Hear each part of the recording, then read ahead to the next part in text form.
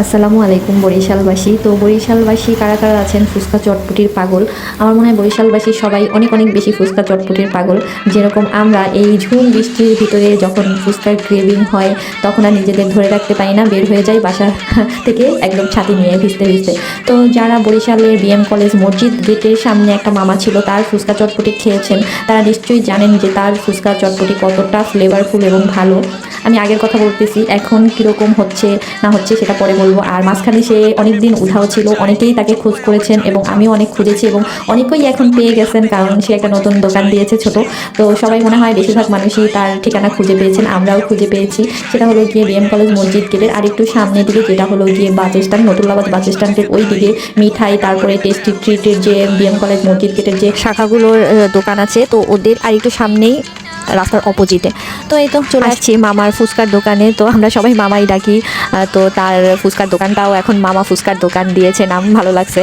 তো প্রথমেই আমি চটপটি নিয়েছি। আমি মনে করি বরিশালের ভিতরে ডিম চটপটির তারটা সবচেয়ে বেস্ট। আমি অনেক জায়গাটা ট্রাই করেছি, বাট এক জায়গাটাও ভালো লাগে নাই। তো এখনও সেই স্বাদই আছে, কোনো ডিফারেন্স হয় নাই দোকান দিয়ে। তারপরে আমি নিয়েছি নর্মাল ফুচকা, যেটা অনেক ভালো লেগেছে এবং আমি বলবো আমি বরিশালে এর থেকে বেস্ট ফুচকা খাইনি এখন পর্যন্ত। কারণ আমার টক যে টকটা আছে, ঝাল টক, যেটা মিষ্টি টক না, ওইটা আমি একদমই পছন্দ করি না। তো আমার ওনার টকটার যে টেস্ট, এটা খুবই ভালো লাগছে। আমি এক টাইমে ঢাকা থাকার পরে বরিশালের কোনো ফুচকা মুখে দিতে পারতাম না, বাট ওনার ফুচকা খাওয়ার পরে আমার মনে হচ্ছে যে না, এটা খাওয়া যায় এবং এটা সবচেয়ে বরিশালের মধ্যে বেস্ট। বিএম কলেজের ভিতরে একটা আছে, সেটা এখনও আছে কিনা জানি না, পুকুর পাড়ের ওই দিকে। তো ওইটাও মোটামুটি ভালো, তবে এটার মতো ভালো না, বাট ওটা মোটামুটি ভালো, কিন্তু আমি জানি না এখন আছে কি। তো তারপর নিলাম এক প্লেট পানিপুরি। পানিপুরিটায় ওরা প্রথমেই মিষ্টি টক দিয়ে দিয়েছে, যেটা আমার একদমই পছন্দ হয় না। জিজ্ঞেস করে নেওয়া উচিত ছিল যে মিষ্টি টক নাকি ঝাল টক। তো পরবর্তী টাইমে আমি আবার খেয়েছিলাম আরেকদিন, তো তখন আমি বলে দিয়েছিলাম বানানোর সময় যে মিষ্টি টক দিবেন না, যেটা ঝাল টক ওইটা দিবেন। তো ওইটা দেওয়ার পর ওই দিনটা অনেক মজা পেয়েছি খেয়ে, কিন্তু এই দিনে আমি খুবই বিরক্ত হয়েছিলাম মিষ্টি টক দেওয়ার জন্য। নতুন কিছু অ্যাড করেছে, যেটা হলো কি পানিপুরি, তারপর চিকেন চটপটি, তারপরে হলো গিয়ে দই ফুচকা।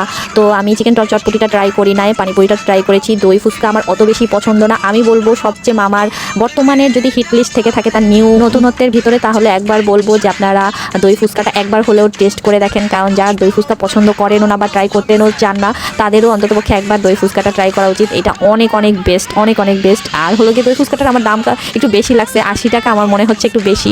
50 টাকা বা 60 টাকা হলে ভালো হতো। আর সব কিছুই ভালো। তো মামার ব্যবহার তো আগে থেকেই ভালো ছিল, এখনও ভালো। আর নতুন দোকানটা দেখে ভালো লাগলো। অনেক দিন মিস করেছি মামার চটপটি ফুচকা, এবং আমাকেও অনেকে জিজ্ঞেস করেছিল, আমি তখন বলতে পারিনি। তারপরে এখন অনেকেই জানে, তারপরে একটু ভিডিওর মাধ্যমে সবাইকে জানিয়ে দিলাম। তো আজ এই পর্যন্ত, সবাই ভালো থাকেন, সুস্থ থাকেন, আল্লাহ হাফেজ।